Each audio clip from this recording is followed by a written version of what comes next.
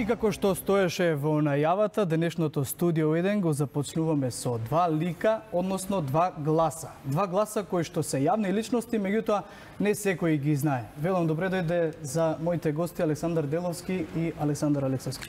Добре, најдобро, благодарам за поканата. Првото прашање може да одговора кој сака прв. Нема да дадам колега на никого. Колега. Дали некогаш сте размислувале дека вашиот глас ќе го има буквално на секаде, дека сите ќе сакаат да го слушаат, а ќе стане и алатка за заработка? Не. Кратко и јасно не. По некоја случајност на животот се најдов на една аудиција во Македонска радиотелевизија и така се почна, додека бев студент. Алексос? Мојата приказна е слична на неговата. Всушност на факултет почна такви индиции дека со рецитали и некоја набацен муабет како имало аудиција во А1 телевизија, така се случи. Иако немав поема што тоа значи и како значи, но као студент ми беше интересно да пробам.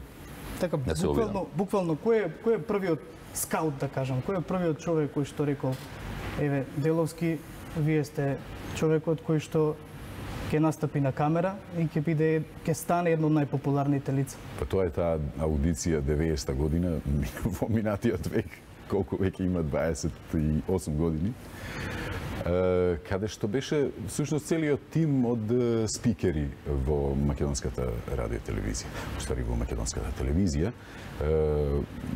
Благоја Крстев, Лиле Крстева, да не ги редам сите сега, Славица Станојковска, Катерина Намичева, Розета Арсова, Ленче Смилевска и така натаму, и така натаму. Значи, тие беа таму, на таа аудиција, всушност. Човекот кој што исто така требаше да биде тука, поради оправдани причини не е тука. Јас го знам како Јовче, а останатиот свет како Јово Брамс. Неколку години пред тоа, и сега не знам која година, влезе во Македонско радио и читаше. Бидејќи со Јовче имам учено во основно и секогаш имавме онака, па добре, Јовче, што може Јовче, па може и ние да се обидеме такви работи. Јовче почна во радиото, јас, а веднаш по мене и Борче Николовски во Македонската телевизија.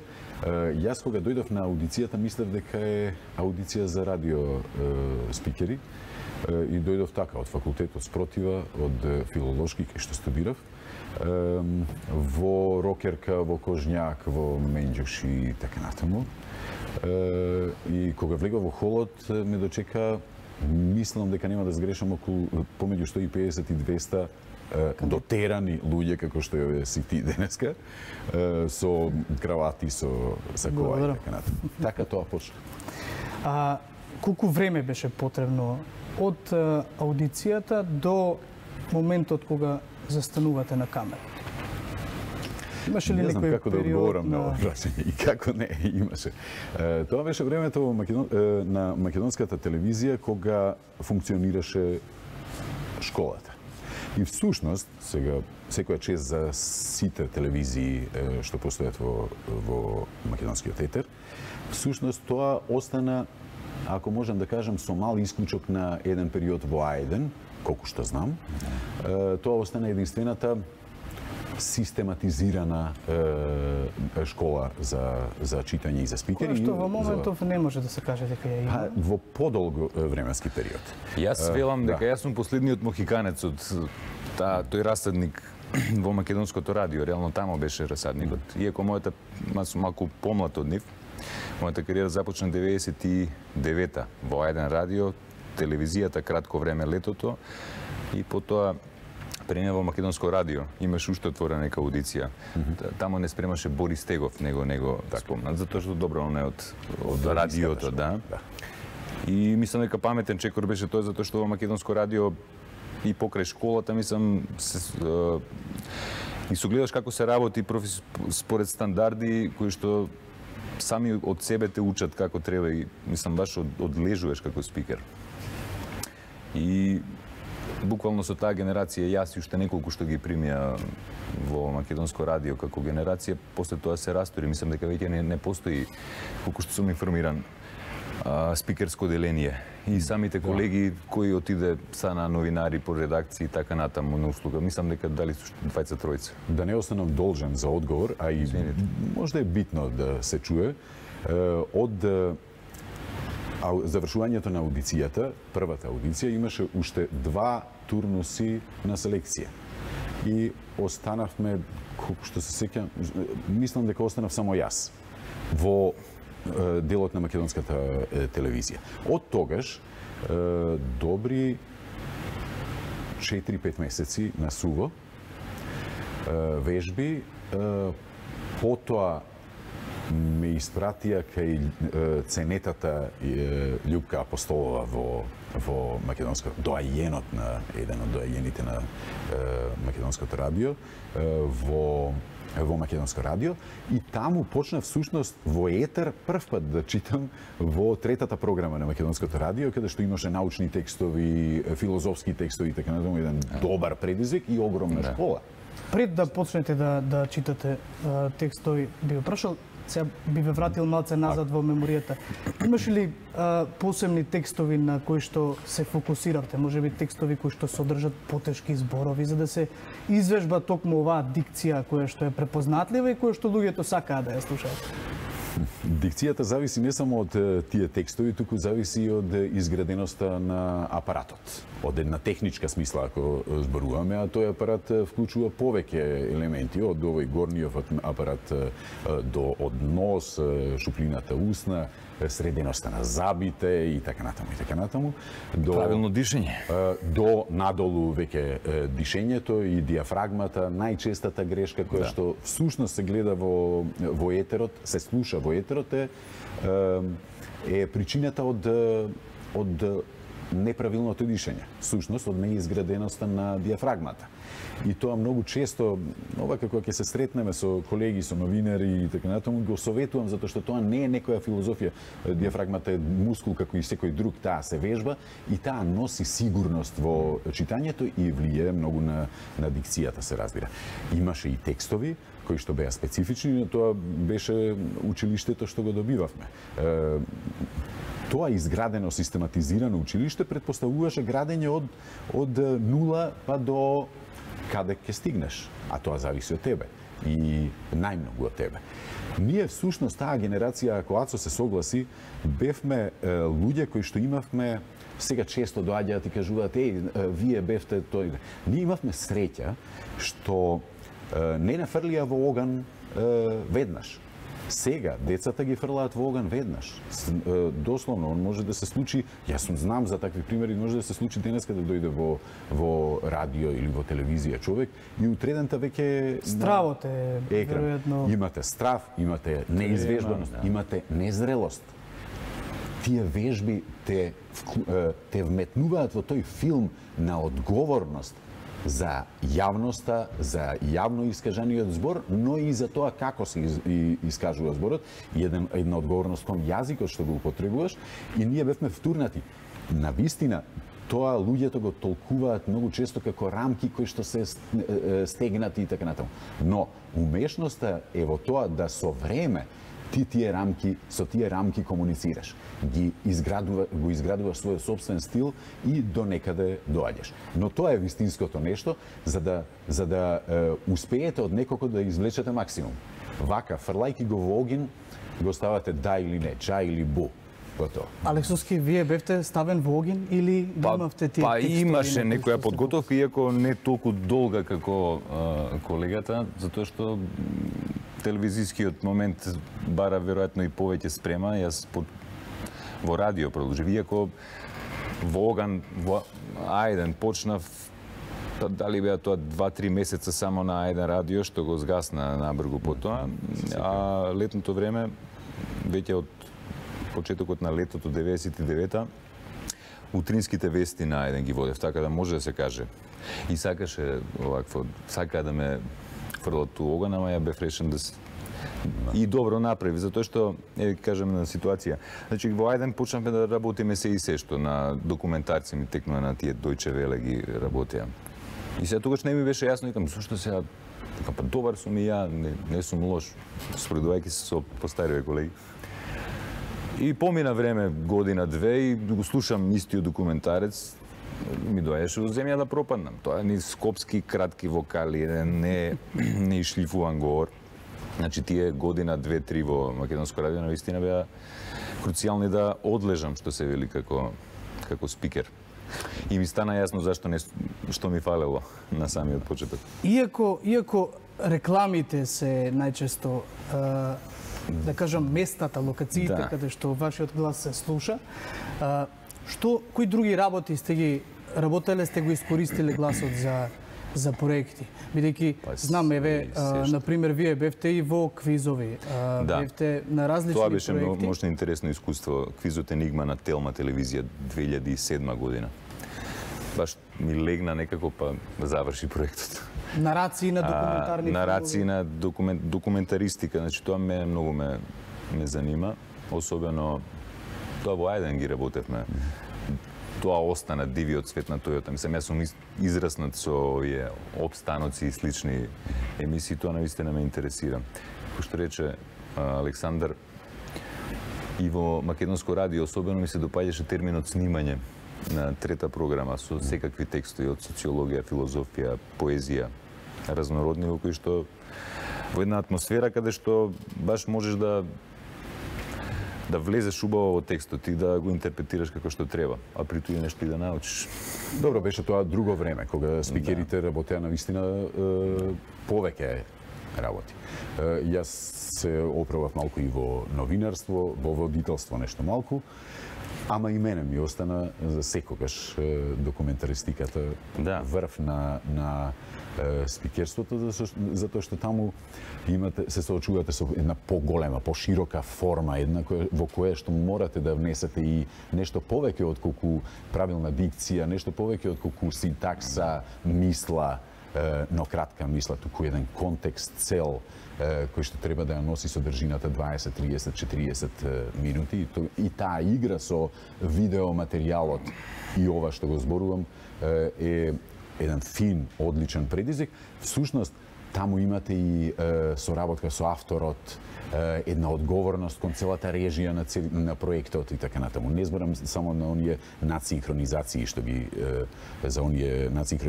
ги спомна Ацо, туку баш за авторски документаристички проекти. Деловски, кога помислив на оваа идеја, да ги седнам некои од најпознатите гласови за сите луѓе кои што немале прилика да ве запознаат, мене ми е многу криво што, Јово Брамс го споменавте, не може да присуствува денес овде. Во глава ми беше Морган Фриман. Јас го поистоветувам неговиот глас, она што луѓето сакаат да го слушаат, со она што сте вие во Македонија. Меѓутоа, дали постои таа особина кај вас дека не сакате да го слушате својот глас? Многу често новинарите кога читаат овто ни велат јас не сакам себе да се слушам. Има дели од пејачите кои што прават песна па после велат јас не можам себе да се слушам. Не за мене првиот момент, значи едно е кога се слушаш со твоите уши додека зборуваш, значи првите моменти кога јас се слушнав себе си како звучам на снимка некоја, мене беше многу чудно. Викам, вака ли ме доживуваат и вака ме слушаат луѓето. Значи малце поинако. А сега, со текот на времето, сега сакам, не сакам, по некоја принуда морам да се слушам, затоа што некои од работите и сам ги правам и своје студио, така да морам да и да го обработам гласот до некаде, така да го слушам. И не само мојот, и туѓи гласови. Ама веќе се губи, не знам како да кажам, не го доживуваш нормално, мислам, тоа е твојот глас. Да, со време се губи. Ја имам една теорија, многу кратко, може да сме ограничени со времето да не преземаме многу. Има една теорија, има два вида луѓе кои што работат со гласот. Едните, или еве и со ликот, едните сакаат да се гледаат. Имате луѓе, јас ги познавам многу добро.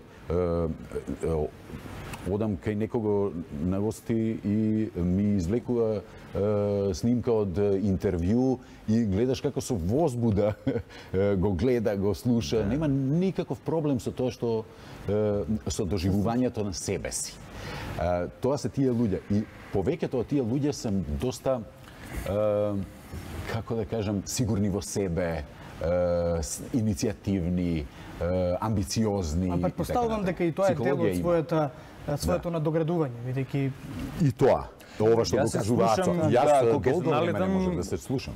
Едноставно. Не, ако ќе налетам дали реклами или што е, мислам позастанувам и се слушам, ама чисто критички. Така, имам ова треба знам да го поправам. Ова не чинеше вака, требаше вака или мислам тоа ретко кој ќе го воочи или ќе го слушне, но ете јас сметам колку ќе видам како е склопиле целата реклама со музиката, со едно друго, пошто не работиме секогаш баш како што треба со сите салтанати, репери и така натаму музики, туку го снимаш гласот, па они после на гласот монтираат и има различни пристапи на работата и чисто мислам критички се слушам како би можел или имам омилен ова што убаво сум ја прочитал, така ќе си ја слушам, баш ми се допаѓа. А некој па викам, Алексовски, вие сте актуелен со вчерашни новости. Вчерашни, да. Да, луѓето ве гледаат секоја недела. Деловски од друга страна, веќе 15-20 години не е на екран. Дали некој во меѓувреме ве побара да бидете ангажирани? Ме побарале, ама не сакам да се доживее како некоја само бендисаност. Тој однос кон екранот, односот кон водителството мора да биде исполнето со желба да се биде внатре. Инаку не сте вистинскиот вие. Како и во сите работи на крај на крајот. Не е исклучок ова занимање, ова професија воопшто не е нашава, вкупна професија не е исклучок во тие принципиални работи воопшто од другите најсекојдневни, да кажеме. Доколку не сте доколку не ви пее петлето, тогаш подобро не. И јас сум си рекол, додека не запее петлето пак, не излегува. Престана да пее. Па не пее долго време. Не пее долго време. А има луѓе на кои им пее петлето. И зашто на крај на крај да го зимаш местото врз основа на некоја, не знам, илузија за себе си, да взимаш местото на други млади, поамбициозни што им пее петлето и така натаму. Значи тоа не бил однос кон тие проекти кои што ме поканувале, туку едноставно однос кон себе си, една искреност кон себе си, јас тоа така го водам. Да, ме поканувале, ми било многу жал. За некои проекти па многу жал што не сум учествувал. Ама тоа било мое решение. Сте биле ангажирани за надворешни проекти, односно на други странски јазици да правите нарација? Правиме да, мислам правиме. Правам нарација, не се случува често, но кога се работи за некакви презентации интерни, каде што и не е потребен некаков англиски совршен говор, туку некој international English, да. И сум заклучил дека за меѓународна публика која што не го владе англискиот добро, подобро разбираат кога нема да го кршиш јазикот многу, туку со еден оној словенски акцент, дека е поразбирлив отколку некој англичанец да им изговори совршено. Јас сум прочитал 2-3 српски реклами. Тоа е максимум. Исто така, да. Толку. Антиникоте. Во вчерашни, како завршивте, Алексис? Сосема случајно и така апансас. Тоа се случи вчера, се договоривме, денеска влеговме во студио, тоа како си говори. Ми беше мислам, имав дилеми околу тоа дали би ме личело со оглед на тоа дека пак гласот е сериозен, тоа е забавно, но самиот концепт на таа емисија и ние како студија, како водители, ако нели малце се шегуваме и таму правиме зезанци, но има контрапункт кон содржината што се обработува во прилозите и мислам дека тоа убаво функционира како такво. И мене ми е многу забавно работејќи, таа екипата е прекрасна, млади деца, навистина не сгрешив што прифатив, да. Бидејќи сте активен пред камерата, ви се случува ли и после толку долго искуство да имате сепак она кнедла во првите секунди кога се најавуваат вестите, односно кога доаѓаш пицата, па потоа нели одминува многу малку време па се враќа во нормала. Па ја мислам дека да, постои тоа и мислам дека тоа е доста корисна, она позитивна креативна трема. Значи не е да ти човек паѓа во несвес од трема, но да која му дава еден, како да кажам, алерт, една сконцентрираност, будност кон работите, да не бидеш премногу опуштен, затоа што кога се опуштиш може и да направиш некоја грешка поголема. Сега би ве прашал едно малку поинтимно прашање, а тоа е, не зборувам за бројки, за суми, меѓутоа вашите гласови биле дел од реклами кои што се на некои од најголемите или најпознатите брендови. Тоа се реклами кои што во телевизијата чинат доволна сума, меѓутоа дали од овој начин на работа може да се преживее? Дали се заработува доволно за само ова да биде основната професија? Подобро прашање за Аца. Затоа што он е посветен и за Јовче, за Јовче Милски. Да, иако не знам да со Јовче што како се случува, сме правиле ние координации со колегите. Баш ми е драго што имам вакви колеги со кои што, иако сме си некаква си конкуренција, сепак сме многу колегијални и се координираме и се советуваме во однос на некакви непредвидени ситуации, понуди и така натаму што излегуваат од таа рамка некоја вообичаена. И сакав да кажам дека што дали може да се обстане? Дали се обстане? Па се обстанува, се живее пристојно, иако за наши услови окей, ама ако се споредуваме со странство па и некоја поблиска околина, тогаш мислам дека проблемот е што сме многу мал пазар, според мене. Пазарот е мал, меѓутоа има пазарот е мал и особено мојата преска за документаристиката и другите форми. Значи тука нема простор многу и мене ми фалат, ми недостасуваат такви форми. Верувам и на Александар исто. Затоа доминантни се рекламите, затоа што нели имаш огласувачи кои што продават и плаќаат, а за продукција телевизиска на добра документаристика малку слабо. Се случува, но Јас сега не можам да се сетам Ацо кога почна и кога се појави тој глас на Ацо, јас знаев дека оди напред. А што тоа сакав на крајот да ве прашам како се чувствувате едниот со другиот кога го слушате? Еве, знаев, ја не можам да се сетам точно на година, можда Ацо ќе ме потсети, меѓутоа бев во студио каде што токму снимав, се уште бев на телевизија, меѓутоа снимав реклама и го слушнав на една снимка од рекламите Ацо. Ја кажувам на човеков, на тонмајсторот, му викам кој е овој? И ми кажува кој е, што е. Викам, дечково ке лета. Интересно, токму човек кој што помина низ еден систем на обука, го фати пазарот, влезе во пазарот. Зашто го спомнувам ова на ова прашање? Повторно имавме моја генерација среќа да почнеме со ова занимање во време кога почнуваа радијата, приватните радија. Се отвараше, либерализираше. Така е, и кога почнаа да влегуваат првите франшизи од рекламните агенции во Македонија. Збориме 90, 91, 92, 93. Почнавме од финансиска гледна точка, за да не останам должен, не е дека не сакам да одговорам. Почнавме дословно со многу мали суми. Не знам, дури смешно беше. Со Борча Николовски ја снимавме една од рекламите за ДАФ, која што тогаш ни дадоа хонорар од вкупно 5 марки. Да си ги поделите двајца. Да си ги поделиме. Од тоа време наваму е променето и треба да биде променето. Огромно влијание врз тоа како вирее тој пазар, и тука сте и вие телевизиите и сите медиуми внатре, е отпаѓа на ова што го кажува Ацо, ние сме навистина мал пазар и тука не може да се очекува огромни скокови и огромни заработки. Во принцип, да, кога ќе излезете на поголемите пазари, е тоа сосема поинако. точно е. Но не можете да очекувате поразлични работи. Двајцата кои што седат овде во студиото се едни од повеќето луѓе кои што работат на тоа да тоа занимање и таа работа, тој труд биде повеќе ценет.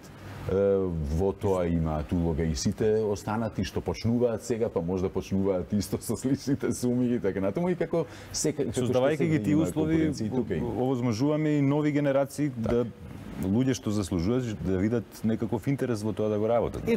Ако се обезвредни, тогаш мислам не би го работеле тоа, нели? Токму тоа ми е прашањето за овие млади генерации кои што помладите кои што седат дома и велат јас утре сакам да бидам на екран. И сега сметајќи го вашето лично искуство, кои се поимите, односно кои се идеите кои можете да им ги дадете на младите за така да им помогнете да се охрабрат за утре да мислат дека и тие можат да го работат истото. Па треба да читаат. Јас мислам дека на новите генерации им фали читање. Значи јас не сум бил ни свесен дека ќе го работам ова, сум имал ситуации кога читаш книга па почнеш на глас да го интерпретираш тоа. Сум уживал, мислам, некои неосвестени моменти, како овие патронати у школа кои ќе чита Александр. Значи, сум имал индици тоа, но не сум бил свесен се до факултетот. Знам дека кога спремав, апропо мојаветот за Јово Брамс, и значи, немав идеја дека ќе работам ова. Нити па ме интересирале вестите, во тоа време водеше вести. Значи, јас сум го пијал некако начин, нешто ме привлекувало да го анализирам, да го гледам и да го слушам. Иако, велам, вести сум бил клинец, не ме интересирале воопшто, ама него сум го гледал. И ово, спремам испит некој, барам радио кај што има само музика, пошто гласов ме деконцентрира, и иде некоја класика, и одеднашка бре, гласот се појаво, абе се наежив целиот. Јово Брамс, прв пат го слушнам тогаш, викам, ова е нешто, мислам ме фасцинирало, како да кажем. Значи пак во доминатиот век. Сум го имал тој во мене талент кој што сум го Сте го препознале таа фреквенција која сум слушнал некој на ниво и над моето ниво, да речеме, пошто не сум бил свен, тоа сум го почувствувал и реално они ми биле реперите. Ако треба да дадам два збора, иако можеме многу, пак кажувам, не знам колку е времето, ние можеме да прикажуваме колку сакаме. Два збора ако треба да употребам. Самокритичност. Тоа што го кажа Ацо, тој јас сум го правил, јас знаат луѓето и овде има кои што се од таа екипа од 90-тите години од македонската телевизија. Јас сум знаел после работа да останам 2 сати, затоа што беше друга технологијата, во МГС, седејќи да гледам лентата на која се снимани вестите, затоа што нели имаше обврска тогаш да се снимаат вестите така на ленти, да ги преслушувам вестите и да ловам, да видам каде може да биде подобро, каде може да биде вестите кои што вие ги Да, вестите што јас сум ги читал или што сум ги водел во подоцнежниот период. Значи, од лично искуство што можам, не од книга, од лично искуство што можам да кажам, самокритичност, многу може во нашата работа да помогне музикалност, затоа што преку таа музикалност ги ловиш работите што кај другите ти се допаѓаат. Ти спомна некои примери од странство. Ја, исто како и Јацо, сум израснат со една плејада на спикери и читачи, интерпретатори на текстови од бившите југословенски простори и од хрватското Хрватите и ден денес имаат одлични. Србија не ми се допаѓа. Значи, манекени гласови имат. Барем ја така ги доживам. Но во 90-тите и во 80-тите имаше одлични и на радијата и во телевизијата, и тоа е многу битно, да знаете како да влезете кон таа материја. Да, тебе ти се допаѓа, но свој однос кон тоа. Значи, тие две работи се многу битни ако ги имаш совладани овие работи во смисол на апаратура и техники на читање, што се вежбаат, а што гледам, за жал, в новите генерации, новото време, всушност, ги тера да бидат многу брзи, да бидат со таа брзина иде една површност, а таа површност не може да те доведе до подобрување силно, во смисол на подобрување на апаратот. Јас до ден денеска не работам. До ден денеска, освен рекламите и по некој текстче кога сум среќен да дојде поголемо, до ден денеска 2 до 3 сата ми се минимум во неделата вежбање на апаратот и на односот кон текстот. Така што, ама тоа во нашава генерација значеше мора, што англичаните ви кажат must, без тоа не може. Кога тоа ќе се направи, тогаш овие два збора се можда асоциација на некоја магија. Тоа е магијата. Ја би рекол читање и слушање, да се слуша себе си. Мислам, кога работам и со други луѓе у ситуации кога треба да искоординирам некој друг глас, што не е толку вичен и спремен, сваќам дека викам така, не вака. Он па истото. Значи, он уште не го развил слухот да направи разлика. Значи, слушање, читање и слушање. Исто нема да напоменеме политички партии или политички раководства на државата во периодот. Меѓутоа, дали некогаш сте доживеале на своји плеки дел од политичките гарнитури да речат, мене деловски ми се свиѓа повеќе или пак вие, и да ви наштети некој начин на ангажманот, да ви се намалил ангажманот ради политиката? Не. Не сум осетил таква. Ја сум одбивал. И сум прифаќал и во ситуации и сум одбивал ангажмани. Се случувало и во истата кампања и едните и другите да ме барат. Па и трети некој. Мислам, се од страна не знам тоа како изгледа, но меѓу нас и луѓето со кои што работиме, тоа се всушност луѓе како вас, како камерманите, мислам, приоѓаме на тоа работа како и на секоја друга. Сега ме врати на одговоров овие два магични збора, уште еден, тимот. Затоа што е многу битно со кого работите, колку е тој професионален тим, колку е тонецот професионален, колку е тон мајсторот всушност професионален и така натаму, упрема и така натаму. За ова прашање сум почувствувал, ама брзо го снема тоа. Како сум почувствувал? Одбив еден од проектите и кажувам, го одбив затоа што мене не ми легнуваше не од политичка, туку од морална и естетска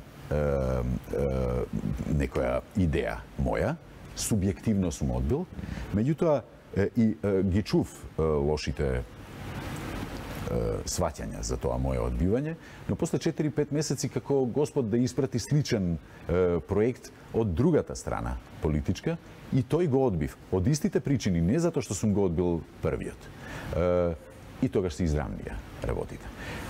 Во принцип ние сме професионалци. Во оваа сфера сме ние професионалци и така сме сватени и мислам дека е тоа веќе изградено на пазарот. Да, секогаш има субјективни мислења, но имаме и среќа во оваа смисла што помеѓу оние кои што велат ајде едниот, другиот, третиот да чита, постојат и мидлмен од типот на агенции, професионални и така натаму. И тогаш тие ја преземаат таа улога на договарање и така натаму, и тогаш имате една тампон зона, иако се разбира, ние сме толку мала средина што директно ги знаеш луѓето од политиката и така натаму, се случувало и да се јават, но сме се разбирале. Значи не сум имал негативни последици во однос на одбивање на проекти.